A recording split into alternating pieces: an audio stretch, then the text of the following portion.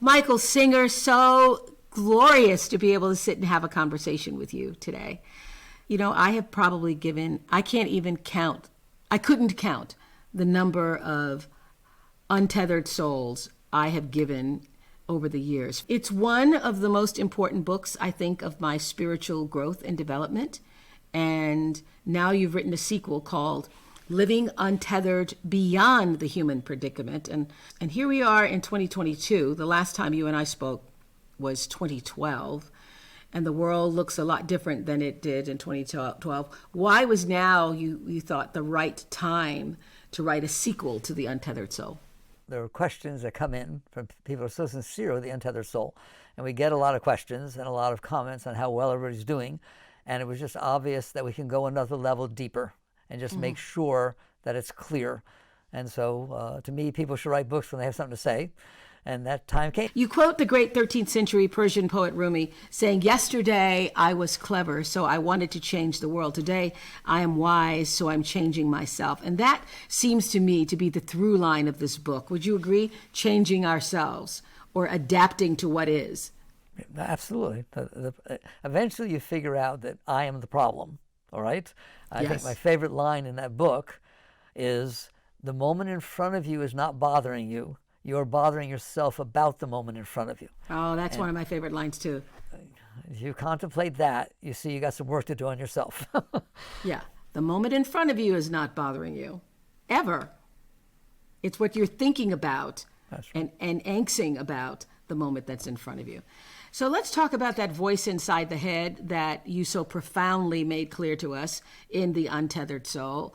I think you explained this idea in a way that makes it really easy, I think, for all of us to understand. You say, we're not the voice we hear inside of our head. You also say we're not our bodies, that we're a deeper presence beyond what we hear and see. How do you define the real you inside each of us, the real I? What I like to do, Oprah, is to make it intuitive as opposed to intellectual, all right? Yeah. So the question becomes, are you in there? I've never asked anybody, no matter how straight they were or non-spiritual, are you in there? And they said no, all right? I said, yeah, I'm in here. That's the start of realizing who you are, that you're inside. And then you see the book, ask the questions. If you look at your hand, you see your hand. Who sees your hand? You see your hand, right? And so by the time you peel the layers back, you see that there is a consciousness and awareness inside. And then are you willing to say you see your thoughts? I go into great depth in the book, having you create a thought and realize it's there because you created it. Are there thoughts that are there that you don't create? They just kind of talk and talk and talk. And it's the same you who sees these things. So by peeling the onion back, you realize who you are in there is the one that's in there. I don't want to intellectualize it. I just want to say, are you in there? You say, Michael, that there are only three things we experience inside of ourselves. Walk us through what they are. The world coming in through our senses, our thoughts, and our emotions. That's correct. I call it the three-ring circus, okay? So once you realize you're in there, which hopefully either because of the previous books that I and other great people have written, people wake up and realize, yes, you're right, I'm in here. What are you doing in there? What's it like to be in there? Not, do you like it? Not, do you have a problem? I'm not a psychiatrist or psychologist, right? It's just you're sitting in there, and literally from a scientific point of view, what are you experiencing in there? And so one thing you experience is you have five senses, and that's the only reason you see this world, all right, is because you have five senses. If you did not have the five senses, the world would be going on, and you wouldn't know it. But because your senses send the messages back to you, that's one thing you experience. Sight, sound, taste, touch, smell, and they're coming in. But that's not the only thing that comes in. Well, it's the only thing that comes in. It's not the only thing you experience. You have thoughts going on in there. You have emotions going on in there. So the question becomes, where do they come from? What are they made of? Why am I experiencing this? And what can I do about it? So you're just starting. Buddhists say work from the root, okay? The root is you're in there and you're experiencing these things. Can we start there and have a discussion? You write that resistance is the beginning of what you call the fall from the garden. I love this section where you talk about clinging and suppression. It's what causes us to lose touch with the magnificence of life and creation. That you use the example of how we react to a butterfly or to a rattlesnake. So can you explain this idea of clinging and suppression? Right. Well, it starts with, and the book goes into great detail, as you know, it starts with, where did mind come from? All right? And what you realize is that the world is coming in, it comes into your senses, and normally it flows all the way back into this deep experience of wholeness and fullness you experience. And then what happens is the self, the consciousness, that which is in there, doesn't always be comfortable with everything that comes in. And so instead of experiencing it and letting it pass, it resists it and holds it away from itself. Or if it really liked it, it clings to it and holds it. And that result is that's how you build the personal mind, by holding these thoughts and experiences inside the mind instead of letting them come all the way through and having a full experience. They used to call it a gestalt, all right? That it would just come all the way through. So basically, when you cling or you resist, you started to build a mind instead of reality. Reality already passed through. The rattlesnake's gone. The butterfly's gone, but not inside of you. You held it inside of you. And that becomes a challenge to the real world, that you're more interested in the stuff you held on to in your mind, in your psyche, than you are in what's happening in front of you at that moment. And that's where you get lost. And that's what I call the fall from the garden. Because now you're not dealing with God. You're not dealing with reality. You're dealing with your thoughts. Yeah, it's also what you talk about in Untethered, Chapter 8, in letting go now, or you fall dead into whatever it is that's consuming you. You say most of us lead lives devoted to meeting our demands. I would say, correct. Finding the perfect job, having the best relationship, the best house, the best car. When life doesn't align with our personal preferences, a lot of people become upset, agitated, angry, resentful, fearful. And you say, we are never going to be okay inside if we always get what we want. And I was like, really? I think that's what everybody's striving for. Right. The problem is the world is not unfolding in accordance to what you want. You have to go out there and try to find or make things be the way you want. Nobody has ever succeeded fully doing that all the time. That's where anxiety and fears and all kinds of stuff comes from, all right? So you may think you're all right, but what you're doing is working and stressing to get these things. Even beautiful relationships don't always unfold exactly the way we want. In fact, they never do, all right? And so this concept of getting what you want every time leaves you stressed.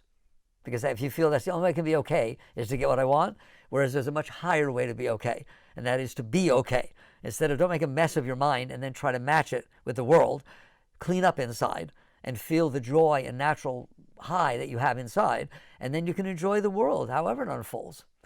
You write about 3 techniques for freeing ourselves: positive thinking, having a mantra, witness consciousness. Let's talk about positive thinking first. You write about a simple, healthy exercise we can do every time we have a negative thought. I think this is fantastic. What is it? It is every time you have a negative thought, which is, to me, I call those automatic thoughts. They're just coming by themselves. You didn't make it happen. It just came up by itself. You can replace it willfully with a positive thought. So if your mind all of a sudden says, I don't want to see David, he hurt me last time, just sit there and say, I'd like to work out with David, our problem. I don't want to be like that. Just you willfully replace the negative thought, which is just an automatic thought of your suppressed stuff releasing itself. Replace it with a positive, willful thought, and it will change your life. I think, I tell people to have a shelf, a storage of positive thoughts that you can go to when the negative stuff shows up. Do you do that? To the extent, if I have a problem with my mind, which of course is much better after 50 years, but I hope, but if I have a problem with my mind and it's not just going through, all right, I will change what it's saying to a positive thing. I use the example in the book. Let's say it's hot. You just walk around, oh, it's so hot. Oh my God, I'm dying. It's so hot. That's ridiculous. Right? What good is that to say that inside your mind? It just makes you miserable, right? And so I have my mind say, there's a sun 93 million miles away, a star. It's close enough, 93 million miles away. It is so hot that you're complaining about feeling its heat. That's amazing, right? In Miami, I'm in Florida, 350 miles away from Miami. How hot would a fire have to be for me to feel it in Gainesville, Florida? The whole town would have to be on fire. I don't think I could ever do it. And this thing's 93 million miles away, and you're complaining that you feel the heat? You should be rejoicing. It's a miracle. It's amazing. That's how science can help you, by the way, all right? By bringing reality into the show instead of your stupid little personal complaints.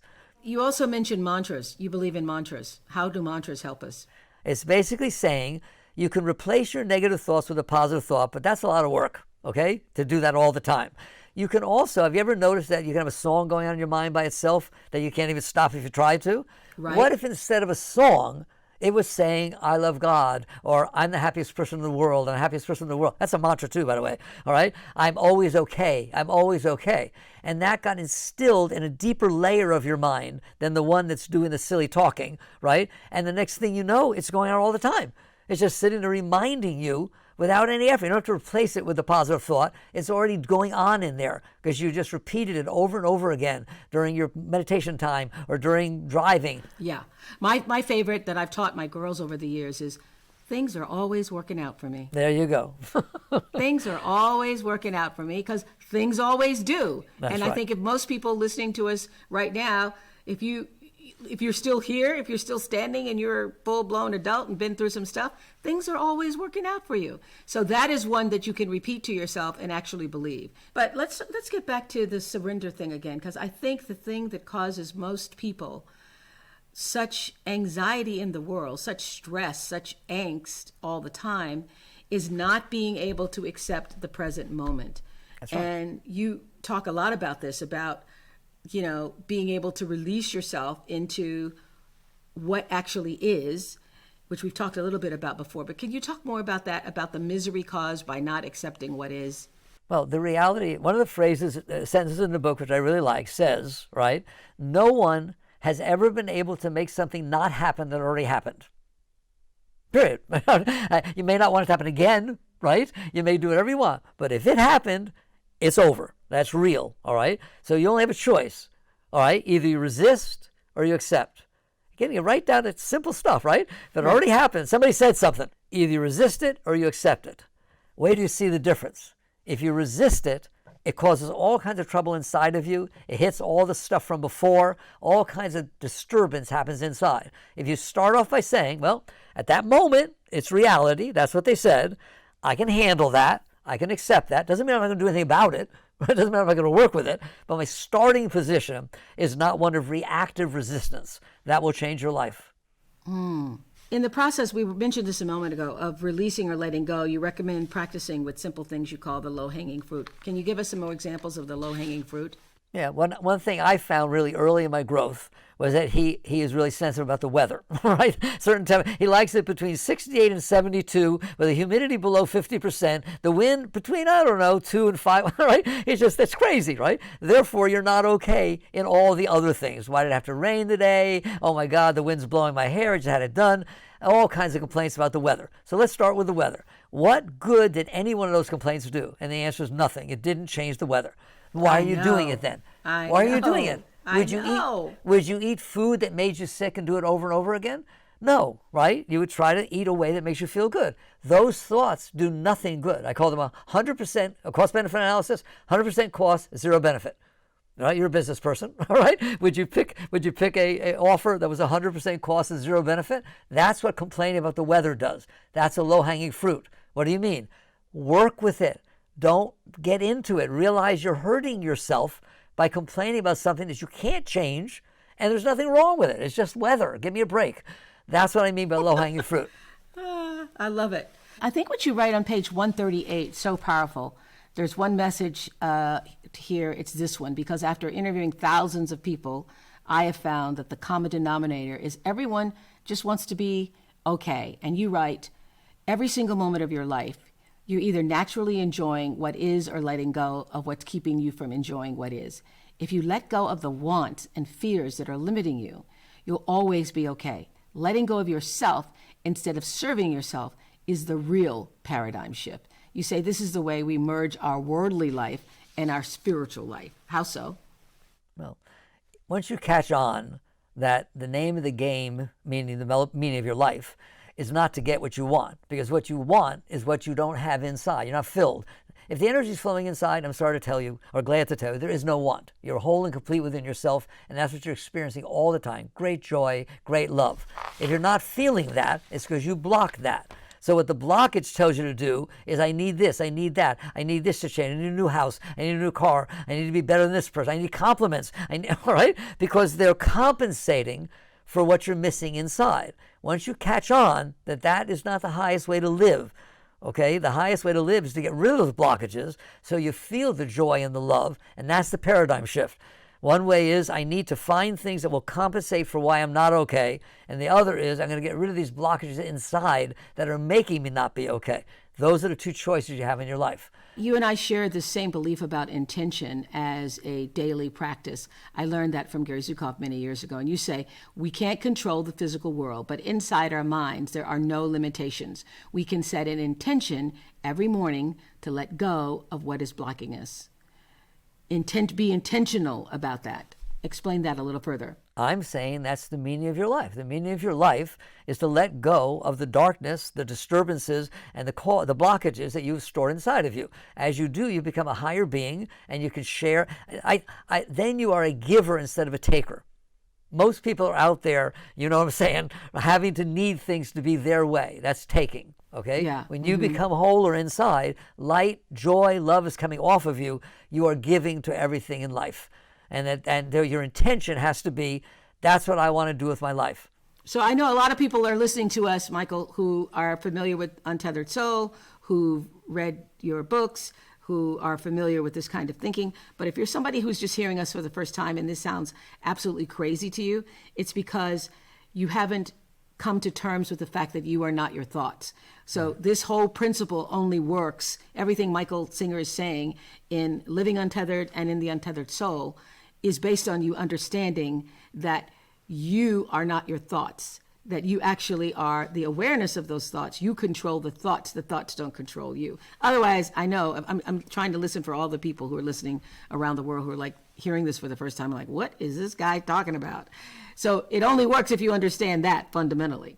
That's true, okay, what you're saying is true. I think we go back to the original sentence that we both said we liked in the book, which said, the moment in front of you is not bothering you, you are bothering yourself about the moment in front of you. They should be able to understand that. People should understand that I'm the one who got upset by what he said, by what this person said, all right? Somebody else didn't get upset by it, okay? I did that inside myself. I bothered myself. How could he say that? Why would he say that? You're welcome to do that, but you'll notice, forget whether you see your thoughts objectively or not. You do see that you're doing that, right? That you are creating that problem inside yourself. I would like everyone to at least understand there's an option to doing that. You can learn not to cause all that trouble inside yourself and then deal with the problem rationally, calmly, and you'll find your life is much better off. I'd like to end with this quote on page 191. You write, over time, you will find there's a place inside you that's behind the commotion of the storm. You can simply relax and fall back into that place. This is the place from which you are noticing the inner commotion. And this place is still quiet, and there are never any storms. That is the seat of self. You don't find your way back to self. You simply cease to leave. If you work on this, you'll come to a beautiful state within that is always there for you. It's a place of refuge, and all you ever need to do is keep letting go. That is the life of surrender. So beautifully written. I can't imagine anyone who doesn't want to live in the state you described. Do you believe it's possible to be there all the time? Yes. Yes. Are you there? Are you there all the time? First of all, I never talk about where I am because there are beings that are much greater than me. That's not what we're talking about, right? But basically, if you will let go of what's keeping you from being there, as opposed to trying to be there, just let go what's keeping you from being there. We talked about Rumi. There was another quote from Rumi that I didn't put into the book, which is a nice way to end, right? Right. He said, "It is not for you to seek love. It is for you to seek and remove the blockages you have put in her way." All right? All right? Otherwise, and I'm not going to say, you understand. That's what I'm saying with this. Don't worry about where you're at. Worry about letting go of what's keeping you down. Everyone's trying to reach up, right? They've got anchors. They've kept all these anchors inside. If you will let go of those every single day to the best of your ability, you will be able to answer for yourself whether you can stay there all the time. Like, there's always higher, all right? So I can't answer. There's always higher. You just make sure that you are letting go of what's keeping you down, and you will be the hot air balloon that goes up by itself. I love that. Thank you, Michael Singer, for sharing your wisdom and helping us to light our own way. I have to ask you, have you been surprised by the power and influence that Untethered Soul has had in the world? Yes. I think it's beautiful. It's like, and I think you helped a lot, by the way. All right. It is helping millions of people, and that is very, very fulfilling. Yeah. And I thank you. I thank you for the part you played in that. Well, I was delighted to be a part of it and also to share it with as many people as possible. And again, today, to be able to share Living Untethered, available everywhere books are sold. Thank you, Michael. Thank you, Oprah. Bye-bye. Bye. Bye, everybody.